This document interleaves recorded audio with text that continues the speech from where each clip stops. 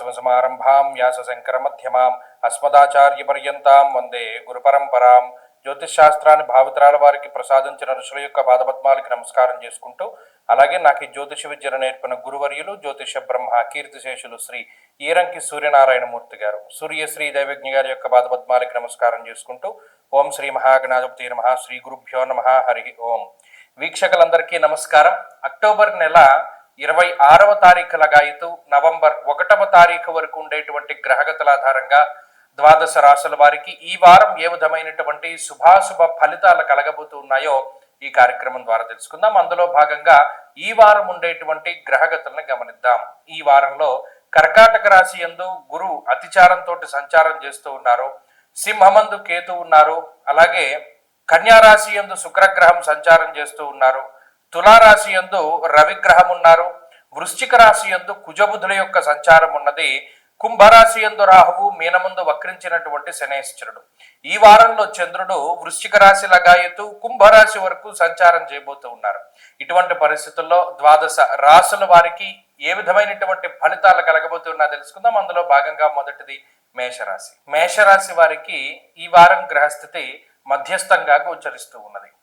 ప్రత్యేకించి రాశ్యాధిపతి అయినటువంటి కుజుడు అష్టమ స్థానమందు సంచరిస్తూ ఉండడము, అష్టమమందు బుధుని యొక్క సంచారం ఉండడము, అలాగే షష్ఠ స్థానమందు శుక్రుడు భృగు షట్కము అనేటువంటి దోష స్థానంలో ఉండడము, విచారే నవమే రవౌ అన్నారు. ఇక్కడ సప్తమ స్థానమందు కూడా రవిగ్రహం కొంత విచారాన్ని కలగజేస్తారు. కాబట్టి ఆ సామంత జన విద్వేష సప్తమంలో రవి ఉండడము, అర్ధాష్టమం గురుడు ఉండడం, ఇలా చూసుకున్నప్పుడు గ్రహాలన్నీ కూడా కొంత వ్యతిరేకమైనటువంటి స్థానాలకే పరిమితమై ఉన్నాయి. మరి ఈ వారంలో కేవలం 2 గ్రహాల తాలూకు అనుకూలతలు మాత్రమే మేషరాశి వారికి లభిస్తాయి. రాహువు, అదేవిధంగా చంద్రుడు. ఈ 2 గ్రహాల తాలూకు అనుకూలతలు మాత్రమే వస్తున్నందువల్ల కొంత మధ్యస్థమైనటువంటి ఫలితాలే ఉంటాయి. అనగా అటు కుటుంబపరమైనటువంటి విషయాల్లో కానీ, ఆరోగ్య సంబంధమైనటువంటి విషయాల్లో కానీ, ఆర్థిక పరమైన విషయాల్లో కానీ, ముఖ్యంగా విద్యా సంబంధమైన విషయాలు, పోటీ పరీక్షలు, ఏదైనా ఇంటర్వ్యూలు అటెండ్ అయ్యేటువంటి వారికి కీలకంగా భావించేటువంటి రోజుల్లో ఈ గ్రహస్థితి కొంత వ్యతిరేకమైనటువంటి ఫలితాలను ఇస్తూ ఉంటుంది. ప్రత్యేకించి మనం చూసుకున్నప్పుడు అష్టమ స్థానమందు కుజుని యొక్క సంచారం ఉండడం వల్ల స్థాన నాశ రుణచ్ఛేద అష్టమస్తే ధరాసుతే అన్నారు. ఇక్కడ అప్పు తీర్చగలిగేటువంటి శక్తిని కుజుడిస్తూ ఉన్నారు, స్థాన చలనాన్ని కలగజేస్తూ ఉన్నారు. ఈ 2 రకాలైనటువంటి విషయాలు కూడా కుజుని వల్ల ఏర్పడతాయి.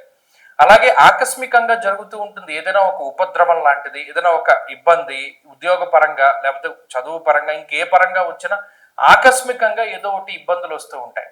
దాన్ని దాటగలగడం ఒక పెద్ద టాస్క్ కింద ఉంటుంది. దీనివల్ల ఈ రాశి వారికి మానసిక ప్రశాంతత తక్కువగా ఉండడం, అలాగే శారీరక అలసట అధికంగా ఉండడం లాంటి విషయాలను మనం చూడవచ్చును. ఇక్కడ సపోర్టు అనేటువంటిది దొరకట్లేదు. కుటుంబ పరంగా కానీ, మిత్రుల పరంగా కానీ ఎవరైనా సరే సపోర్ట్ చేసేటువంటి పరిస్థితుల్లో ఉండరు. తేజో హానిర్మతిర్భ్రంశ అన్నారు. ఇక్కడ ఈ అర్ధాష్టమంలో ఉండేటువంటి గురువు కానీ, ఏలినాటి శనేశ్వరుడు కానీ ఇతరులపై ఆధారపడేటువంటి పరిస్థితుల్ని కలిగిస్తూ ఉంటారు. కానీ ఎప్పటికప్పుడు మనం వాళ్ళ మీద ఆధారపడకూడదు అనేటువంటి భావన కలుగుతూ ఉంటుంది. ఇలా 2 రకాలుగాను ఉంటుంది. కాబట్టి ఈ వారంలో కొంత మానసికమైనటువంటి సమస్యలు, అటు శారీరకమైనటువంటి ఒత్తిళ్లు మేషరాశి వారికి కొంత అధికంగా ఉంటాయి.